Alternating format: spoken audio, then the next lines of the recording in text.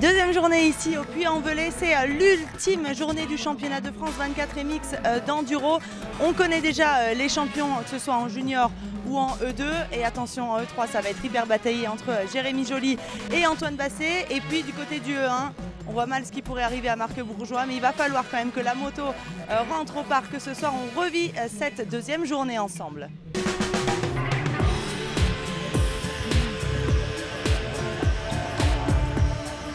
Et c'est parti avec les juniors, cette catégorie ultra bataillée. Et c'est David Abgral qui termine 5e pour 2 petits dixièmes de retard sur Debout. Le pilote, équipe de France Armée de Terre, termine 3e du championnat. Valérian Debeau s'approche du podium, tout juste auréolé de son titre de vice-champion Youth Cup 125. Le pilote Yam doit sa 4e place grâce à une très bonne fin de journée où il a d'ailleurs pris le meilleur temps de SP8. Le fougueux pilote et amic centrique termine 3e du classement junior et vient par la même occasion arracher la 2e place du championnat. Quentin Delay-de-Mold a un peu fait le yo-yo sur cette journée, mais il s'en sort pas si mal finalement. Théo Espinas ne réitérera pas l'exploit de la victoire, pourtant il menait la danse jusqu'à mi-journée mais a vraiment fait trop d'erreurs à partir de SP6. Le pilote Sherco Academy signe toutefois une très belle fin de saison 2016, il faudra compter sur lui en 2017. Enfin, il avait sûrement à cœur de finir avec une victoire après cette étiquette de poulie d'or qui lui collait à la peau. Champion de France depuis hier, Anthony Gesselin a très bien géré sa journée pour boucler en tête avec plus de 15 secondes d'avance.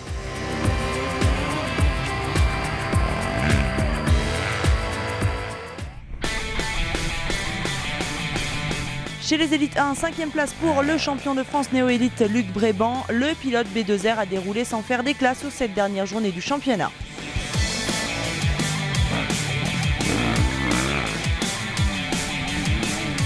4e position pour Kevin Panis qui a réalisé une course moins solide que la veille.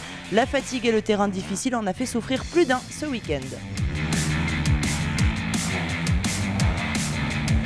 Jérémy Carpentier n'a pris aucune spéciale dans la catégorie E1 aujourd'hui et a visiblement eu du mal dans la ligne au vu du retard accumulé à chaque passage.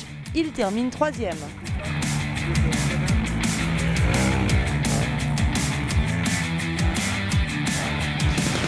Il avait beau être à domicile, Julien Gauthier n'a rien pu faire pour remporter la mise chez lui. Il a signé la SP3 mais s'est surtout battu un temps avec Carpentier. Il termine 2e ce soir et vice-champion. C'est le doublé, le 2e titre consécutif pour Marc Bourgeois ici au Puy-en-Velay après celui acquis en 2015 à Langogne.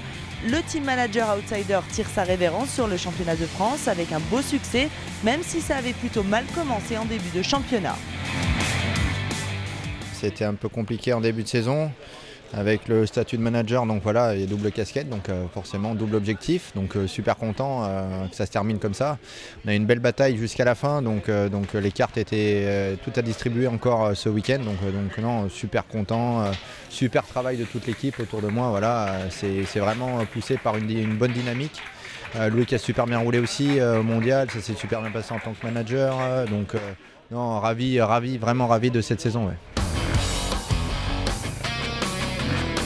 Chez les mid-size, comme hier, Mika Barnes ne peut faire mieux que 5e à l'occasion de sa course de préparation en vue des 6 jours où il défendra les couleurs de la Finlande.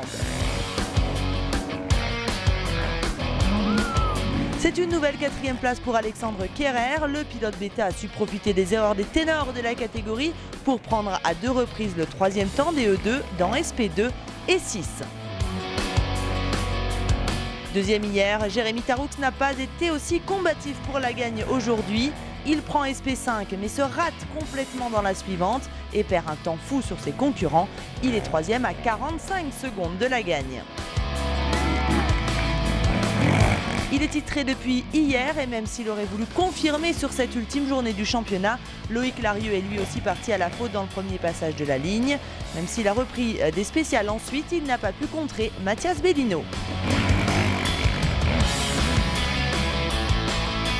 La victoire revient au vice-champion du monde 2016. Le pilote Husqvarna voulait vraiment finir sur une bonne note ce championnat de France, sur lequel il a souvent eu du mal à être vraiment dans le coup. Cette victoire vient récompenser aussi le meilleur Français en mondial cette saison.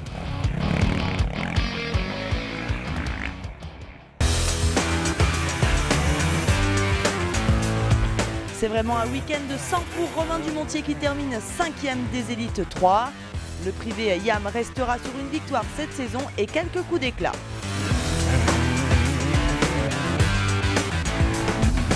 De son côté, Manuel Bepard ne remontera pas sur le podium une seconde fois cette année, après une saison vraiment difficile. Le champion 2015 nous a avoué en matinée ne pas être à l'aise dans la ligne et ça se confirme dans les chronos, car c'est dans celle-ci qu'il a laissé filer les secondes.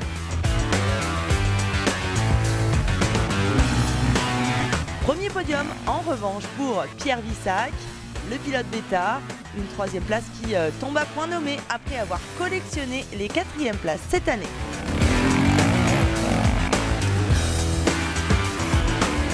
Enfin, tout s'écroule pour Antoine Basset qui tenait le titre durant une bonne partie de la journée. Le privé KTM chouchou du public a laissé filer 10 secondes dans le 2e passage de la ligne, mais surtout la tête de course, un coup au moral pour l'un.